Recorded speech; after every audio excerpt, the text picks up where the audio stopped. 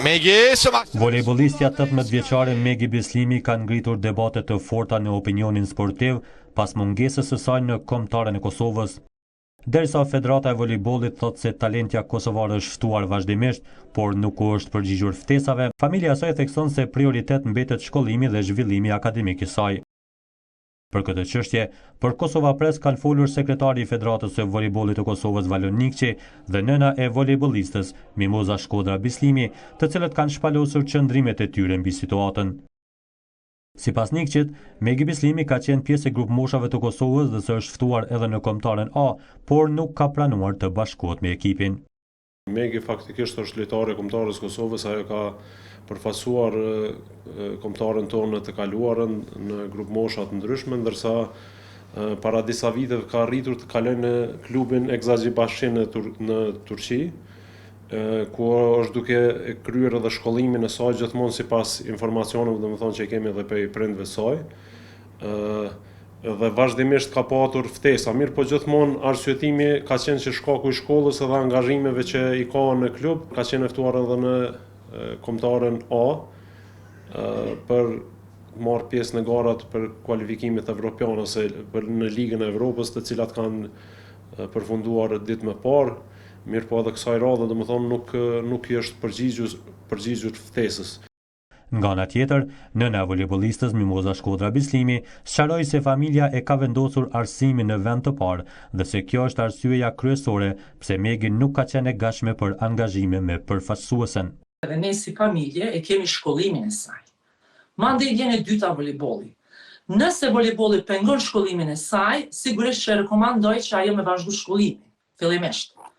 Mandej volejbolli. Ka me pas probleme, domethënë në këto dy situata, sigurisht se po, sepse atje verës janë provimet, pranimet, gjitha, ndërsa këtu mund t'jenë garat e të tjera. Ka mundësi. Mirë po Megi është shumë e ri.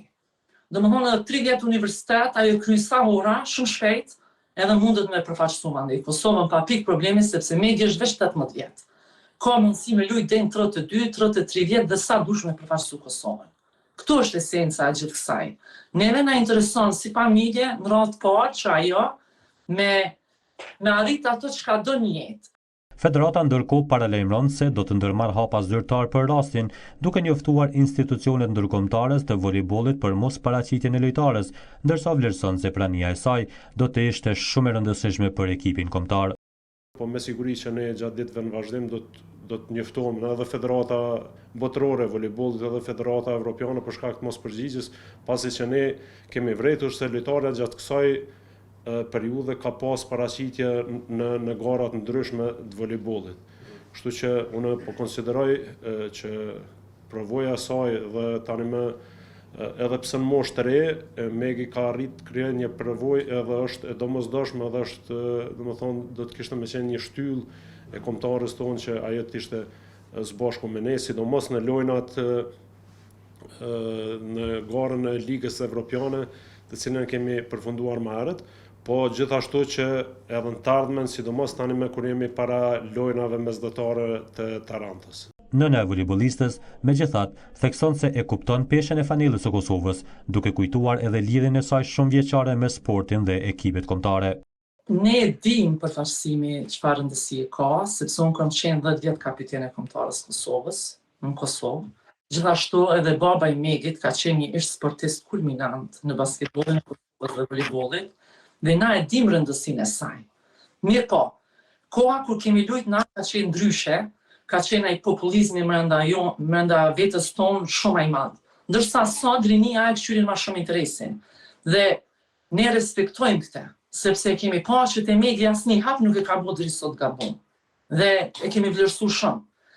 Rëndësia e kombëtarës sigurisht që është e madhe për neve, edhe për Megin.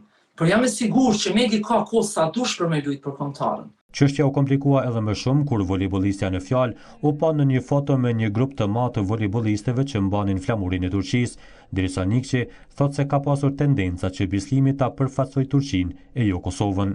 Pikërisht deri në këtë vit se ka pas tendenca që Megi ta ndrojë federatën e origjinës, do të kalojë në federatën e Turqisë, mirë po që nga shkurti i këtij viti kjo tashmë nuk është e mundur në asnjë formë për shkak të rregullave që Federata Ndërkombëtare e Voleybollit i ka bërë, domethënë që nga shkurti i këtij vitit, nëse një lojtar ose lojtare është paraqitur për cilën do qoftë kombëtare të një shteti, domethënë ajo nuk e ka atë mundësi. Kështu që Megi, nëse nuk gaboj, e ka domethënë në shtetësinë turke, po domethënë ajo nuk mund paraqitet pasi se Federata e origjinës është Federata e Kosovës, është rregulluar edhe ajo është paraqitur me disa grup mosha, domethënë U18 e U17 në kualifikime për kampionatin evropian. Kështu që kjo tashmë është e pamundur, unë po besoj që kjo paraqitja për kombëtarën tonë kishte ndikim mjaft pozitiv, qoftë edhe për Megin si lojtare, pasi që shumë edhe do të ishte një mundësi mirë që edhe shumë menaxher ta shohin atë përsaferme edhe në mënyrë që të paraqitet, domethënë, edhe të ketë oferta edhe prej ekipeve tjera. Por, nëna saj thot se ajo është e vetëdijshme për rregullat e FIVB-s dhe se Megi nuk mund ta përfaqësojë Turqinë, por shtoi se për momentin vajza e saj nuk është e fokusuar te përfaqësimi i asnjë kombëtareje. Jo tashmë. Megi ka taku Kosovës për me përfaqësu kombin e vet kudo në përbot. As vjen në çështje e saj. Sot nuk mundet të ndryshu. Rregullat e Federatës së FIVB-s janë shumë të qarta. Dhe jam e sigurt që çdo federatë që ka një jurist brenda, mundet shumë lehtë m'ia shpjegu. Na e kemi shumë të qartë këto si familje. Nuk e ka të mundur për momentin me përfaqësu Federatën Turke. Dhe më lejoni t'ju them diçka që shumë personale kemi diskutuar me te. Më tha, me tha, unë nuk jam interesuar as Federatën Turke, tha sikur që po përflit në Kosovë, tha për as Kosovën për momentin, për arsye personale, sepse ka interesim me shku përpara në shkollim, dhe jo vetëm me voleybollin. Nikshi ka bërë thirrje publike lojtarës dhe familjes së saj që të mos harrojnë obligimin moral ndaj shtetit, duke kujtuar edhe faktin që ajo ka qenë përfituese e bursës olimpike. Mbetet për tu parë nëse Talentja do të zgjedhë lavdinë kombëtare apo do të vazhdojë heshtjen e saj.